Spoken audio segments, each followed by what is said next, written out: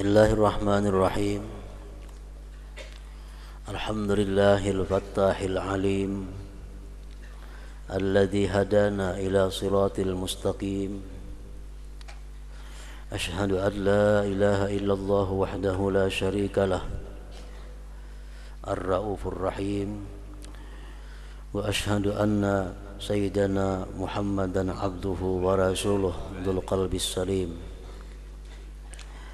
Allahumma salli wa sallim wa barik ala sayyidina maulana Muhammad wa ala alihi wa sahbihi wa atba'ihi wa dzurriyyatihi ajma'in, amma ba'd. Yang kita hormati dan kita cintai para habaib dan para alim ulama, para muhibbin, hadirin hadirat rahimakumullah. Puji syukur selalu kita haturkan kehadirat Allah Subhanahu wa ta'ala atas berbagai macam nikmat yang selalu diberikan kepada kita. Dan juga salawat dan salam kepada junjungan kita Nabi besar Muhammad sallallahu alaihi wasallam dan kepada seluruh keluarga, para sahabat, zurriyat dan pengikut beliau. Kemudian yang ke-37 daripada surah-surah dalam Al-Quran, As-Sabi' wa Thalathun min surahil Quran, Suratul Safat, Makiyatun wa ayatuha Thintani wa Thamanuna wa Mi'ah. Yang ke-37 surah yang ada dalam Al-Quran, yaitu surat yang bernama As-Saffat. Surat As-Saffat ini diturunkan di Mekah. Ayat-ayatnya berjumlah 182 ayat. Bismillahirrahmanirrahim. Was-saffati saffa, faz-zajirati zajra, fattaliyati dzikra, inna ilahakum lawahid, Rabbus samawati wal ardi wa ma bainahuma wa rabbul masyariq. Wasafati saffa artinya adalah demi malaikat yang berbaris siap menunggu perintah Allah Subhanahu wa ta'ala. Faz-zajirati zajra, demi malaikat yang bertugas menghalau awan untuk menuju suatu tempat yang akan dihujani. Fattaliyati dzikra, demi malaikat yang membaca zikir. Inna ilahakum lawahid, sesungguhnya Tuhan kamu adalah satu atau esa.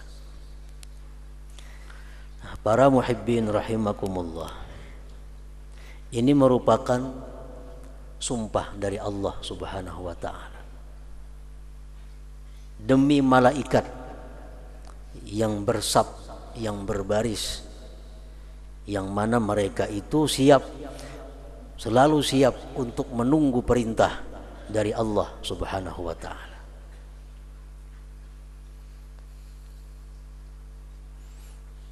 Jadi malaikat itu selalu siap dan mereka tidak pernah mau enggan terhadap apa-apa yang diperintah oleh Allah Subhanahu wa ta'ala.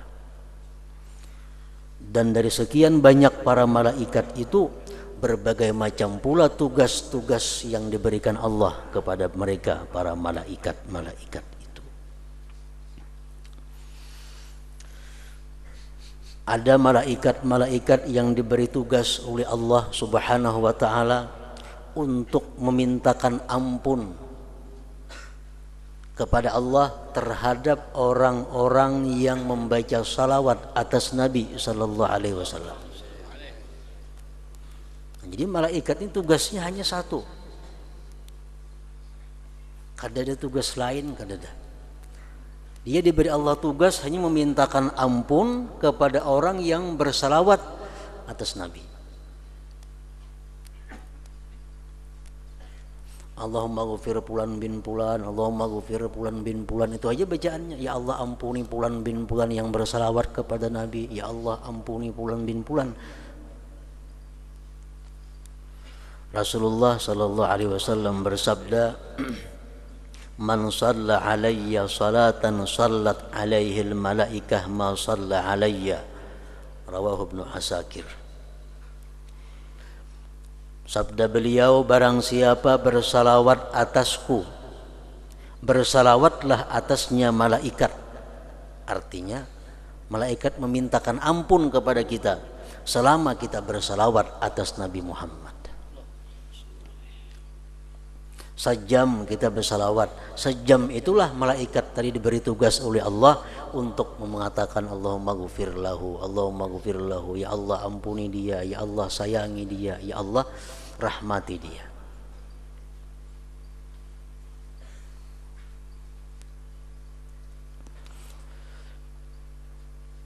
Maka itu Imam Ar-Ramli dalam fatwa beliau ketika ditanya mana afdalnya memperbanyak salawat dengan memperbanyak istighfar,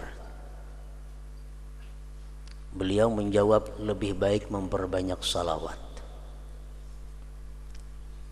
Lebih baik memperbanyak salawat. Alasannya kita bersalawat itu dimintakan ampun oleh malaikat. Malaikat yang mintakan ampun kepada Allah, Allah pasti mengampuni.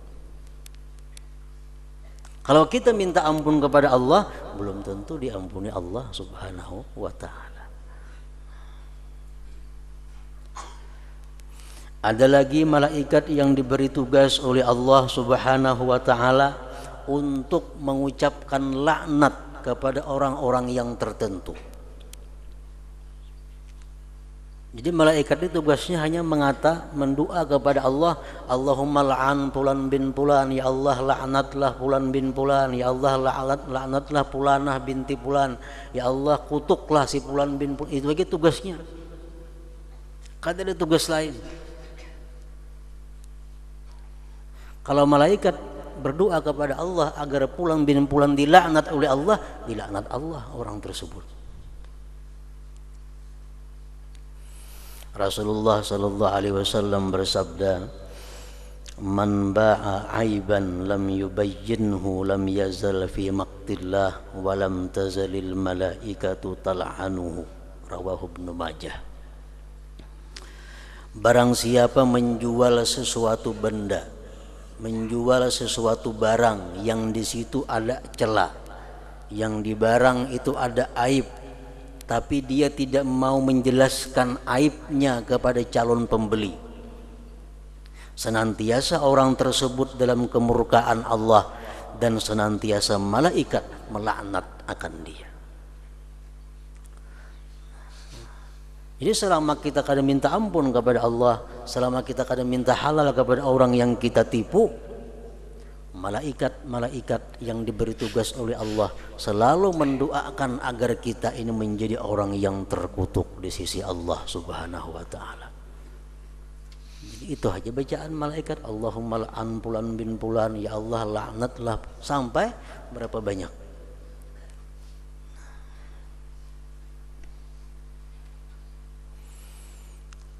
Rasulullah bersabda lagi, idza da'a rajulun imra'atahu ila firashihi fa'abad an taji la'anathal malaika hatta tusbiha.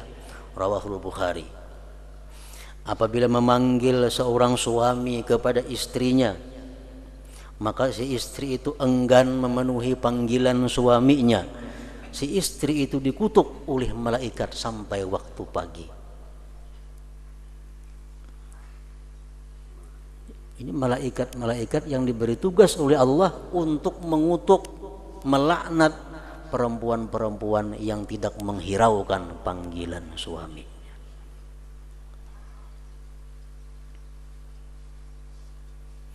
Ada lagi malaikat-malaikat yang berbaris siap diperintah Allah Subhanahu wa ta'ala untuk mencari majlis-majlis zikir. Ada lagi malaikat-malaikat yang diberi tugas oleh Allah untuk berdoa, Allahumma a'ti mumpiqan khalafa. Itu aja tugasnya. sembahyang kadadanya, kada ada tugas lain, cuma tugasnya hanya itu, mengata berdoa Allahumma a'ti mumpiqan khalafa, ya Allah berikanlah orang yang sosial itu gantian yang berlipat ganda. Orang-orang yang dermawan, orang-orang yang membelanjakan hartanya di jalan Allah itu ada punya malaikat khusus yang diberi tugas Allah untuk selalu mendoakan dia agar yang didermakannya itu digantikan Allah berlipat ganda. Terus saya itu berdoa, Allahumma a'ti mumpikan khalafa, Allahumma a'ti mumpikan khalafa. Ada lagi malaikat yang diberi Allah tugasnya untuk berdoa, Allahumma a'ti mumsikan, tapi apa? Ya Allah, orang yang ingin binasakan hartanya, ya Allah orang yang pemalar itu hancurkan hartanya, bangkrutkan hartanya.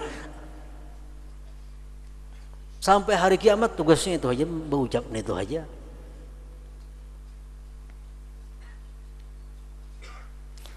Nah, itulah yang dimaksud dengan tafsir firman Allah Subhanahu wa taala, was-saffati saffa, demi malaikat yang berbaris siap untuk menerima perintah atau tugas dari Allah Subhanahu wa taala.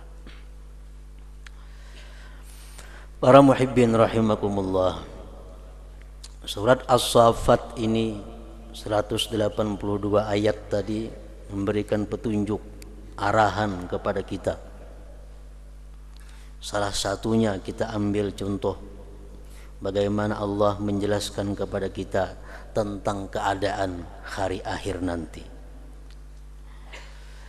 Firman Allah Subhanahu wa taala dalam ayat 22-23, Uhsyurul ladzina zalamu wa azwajahum wa ma kanu ya'buduna min dunillah fahduhum ila siratil jahim.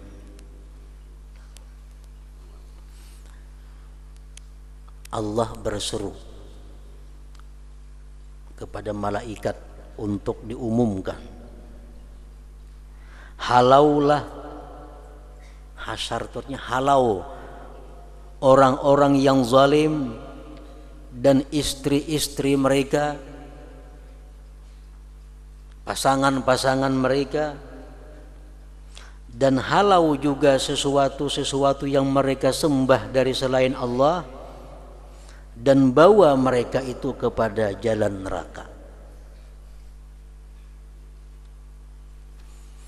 Nah, para muhibbin rahimakumullah, setengah yang wajib kita imani bahwa nantinya setelah kita beberapa lama di dalam kubur, kita dibangkit oleh Allah Subhanahu wa taala. Setelah dibangkit dari kubur, kita dihalau untuk menuju satu tempat yang bernama mahsyar. Itu wajib kita percaya.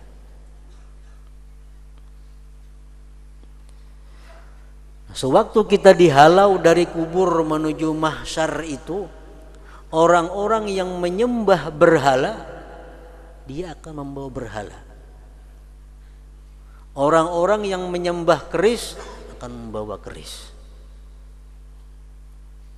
Ujar Tuhan, halau mereka beserta sesuatu yang mereka sembah dari selain Allah Subhanahu wa taala. Nah, jadi di situ kaina diadakan oleh Allah Subhanahu wa taala barang yang kita sembah dalam dunia. Apabila adanya, apabila datangnya, wallahu alam, itu urusan Allah Subhanahu wa taala. Walhasil waktu kita bangkit dari kubur, kita dihalau, menuju mahsyar, kita membawa sesuatu yang kita sembah selain Allah Subhanahu wa taala. Imam Al-Ghazali menyebutkan dalam kitabnya Ad-Durratul Fakhirah, wa minan nas may yuhsyaru bi fitnatihi dunyawiyah, sebagian manusia nanti dihalau ke padang mahsyar itu dengan fitnahnya di dalam dunia. Artinya kita dihalau di padang mahsyar kaina, kalau kita beriman kepada Allah, kita kadang menyembah berhala, tapi dalam dunia kita seringkali lalai kepada Allah dengan sebab sesuatu. Nah nanti sesuatu itu akan kita bawa ke hadapan Allah Subhanahu wa taala. Dicontohkan beliau di situ kal'ud, seperti orang yang menggambus. Orang ini tukang gambus, kada tahu sambahyang, kada tahu waktu, menggambus saja gawiannya. Dengan gambus itu dia lalai kepada Allah. Begitu bangkit dari kubur akan dihalau, ada gambus, nah bawa gambus ini ke hadapan Allah Subhanahu wa taala.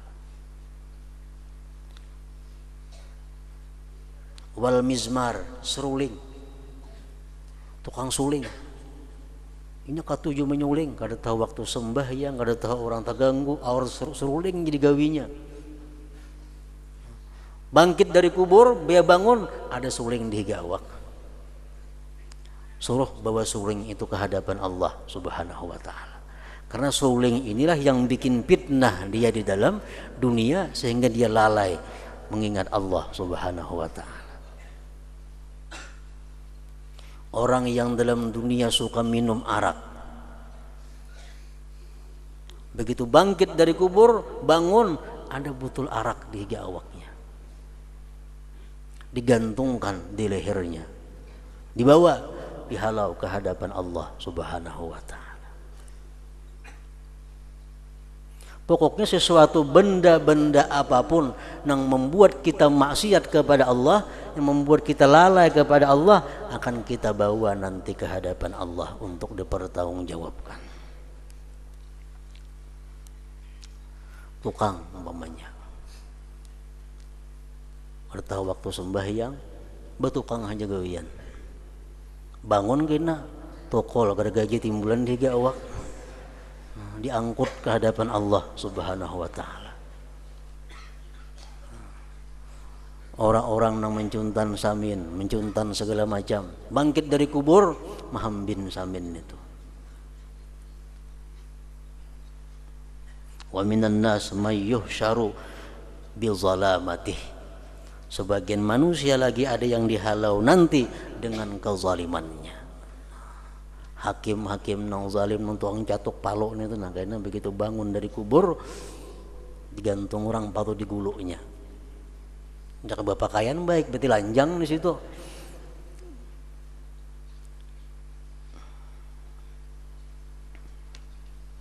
Nah, para muhibbin rahimakumullah. Jadi setiap benda apapun yang melalaikan kita kepada Allah Subhanahu wa taala, maka benda itu akan kita bawa nanti ke hadapan Allah untuk dipertanggungjawabkan. Rasulullah sallallahu alaihi wasallam bersabda, yuhsyarun nas yaumal qiyamah salasata asnaf rukbanan wa musyatan wa ala wujuhihim. Dihalau manusia itu pada hari kiamat 3 kelompok.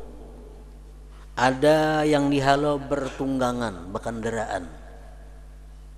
Bangkit dari kubur, siap sudah ada kendaraan mengangkut.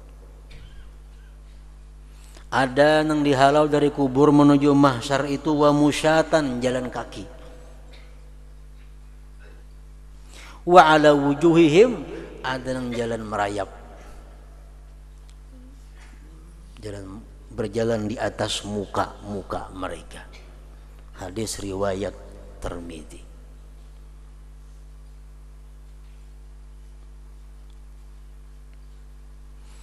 Ada yang bangun dari kubur langsung ada tunggangan, siap naik tunggangan menuju padang mahsyar. Rasulullah SAW pernah bersabda, ujar beliau, ada seorang nanti begitu dia bangun dari kuburnya telah siap di hadapannya kuda,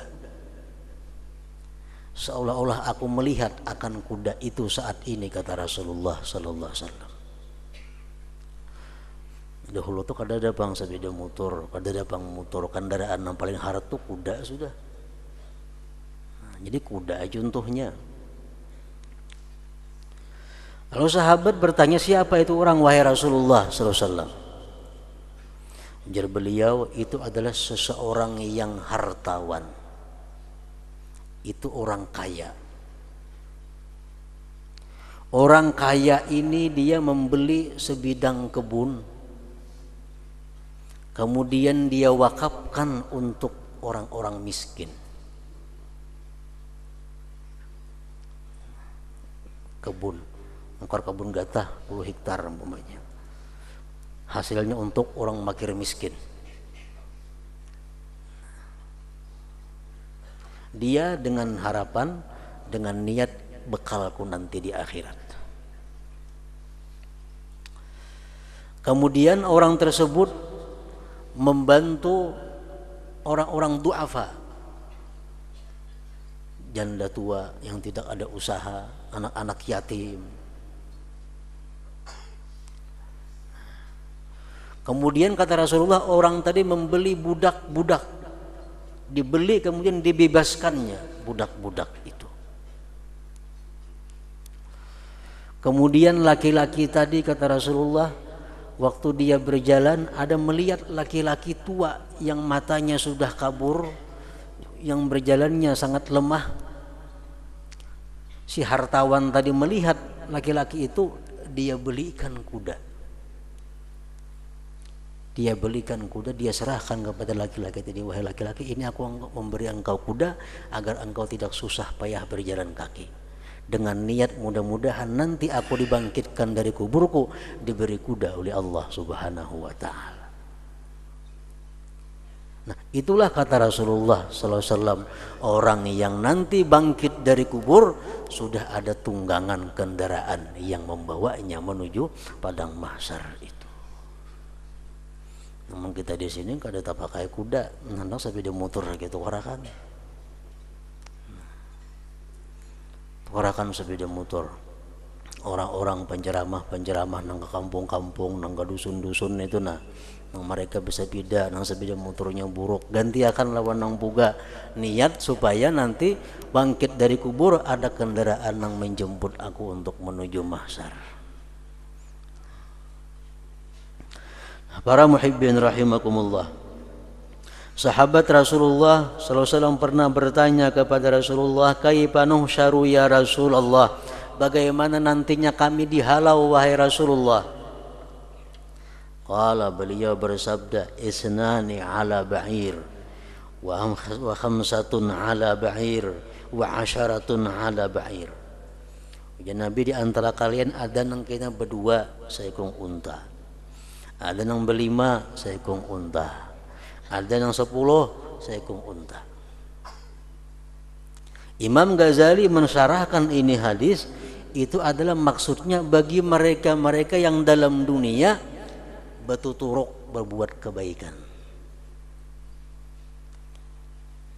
Mengarahkan orang sepeda motor umpamanya, seorangan kada mampu 10 juta, cari kawan berlima 2 juta seorang, tukarakan orang sepeda motor. Nah kayaknya unta berlima ini menunggang itu untanya.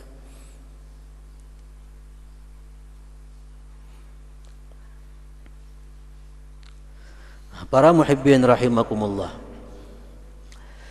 Al-Imam Al-Qurtubi dalam tazkirahnya menyebutkan bahwa di padang mahsyar nanti manusia, khususnya umat Nabi Muhammad sallallahu alaihi wasallam ini dihalau dari kuburnya menuju mahsyar berbagai macam bentuk keadaan tubuhnya. Ada yang nanti begitu bangkit dari kubur wajahnya berubah kalkirdah seperti kera. Awak-awak manusia muha-muha warik. Siapa mereka-mereka itu? Mereka adalah orang yang dalam dunia namam, ma'adu domba, ma'anjur atar. Orang nang kerjaannya dalam dunia katuju banar ma'adu domba, katuju banar namimah ini, begitu bangkit dari kubur kada bentuk manusia lagi, wajahnya berubah menjadi kirdah.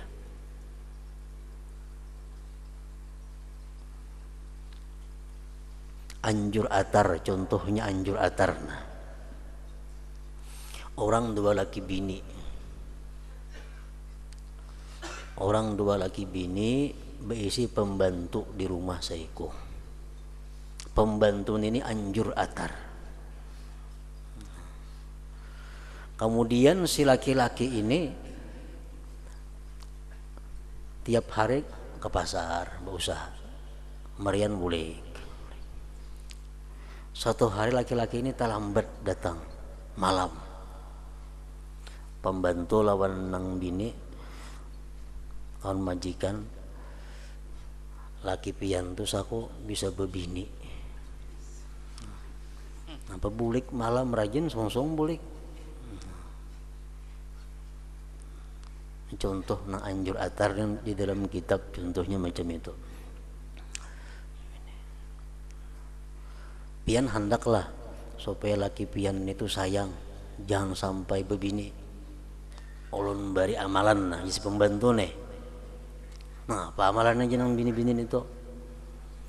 Kayaknya bila laki pian guring, pian ambil lading silit atau lading belati, cabut sabilah janggut sidin. Nyaman aja itu jenang bini amalannya. Ini siapa kan malam ini biasanya guring laki pian kayaknya. Nah, lawan lading belati, sit sebut sebilah rambut saja, sebilah bulu janggut saja. Lawan nang laki si pembantu pulang, bapadah pulang, bini pian tuh pakada suka lawan pian tuh lah. Pian buktiakan ha, pian malam ini nak dibunuhnya kayaknya. Pian kena guring, pian malam ini nak dibunuhnya. Jadi pian jangan guring, pian pura-pura guring aja malam ini. Ujar pembantu tadi. Ayo ya laki tadi. Berapa pura-pura guring. Sampai tengah malam nang bini turun.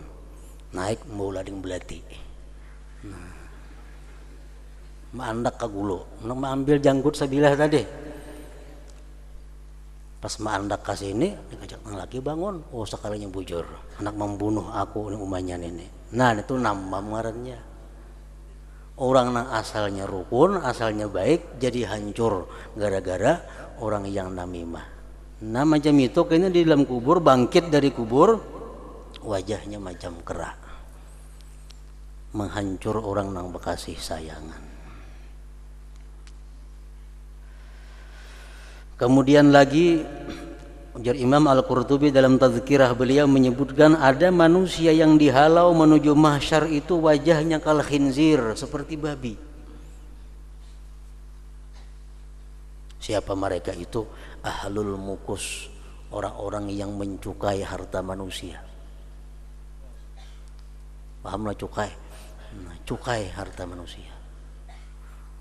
Orang yang mencukai harta manusia di luar daripada ketentuan-ketentuan yang berlaku tentunya. Kadang alih minan duit di pasar kan boleh ada muha macam babi. Oh ini dalam dunia orangnya berarti ahlul mukus.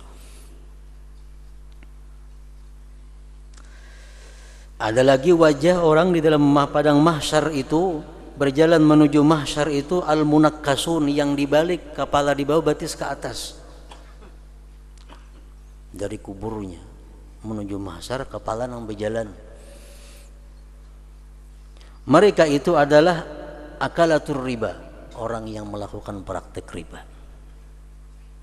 Baik nang mahutangi, baik nang bahutang, nah sama aja. Kebalik berjalan di padang mahsyar kayaknya.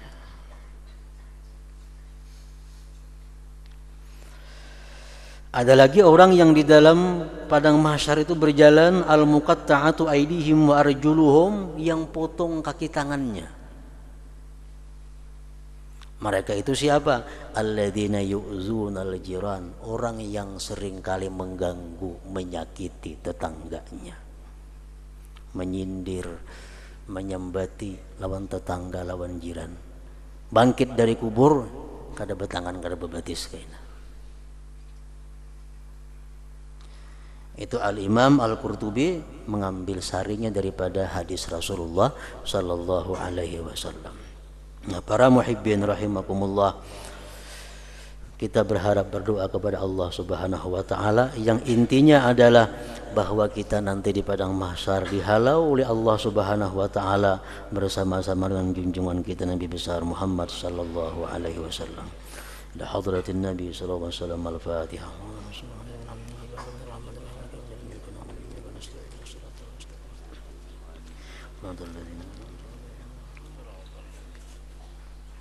أشهد أن لا إله إلا الله وحده لا شريك له أشهد أن سيدنا محمدا عبده ورسوله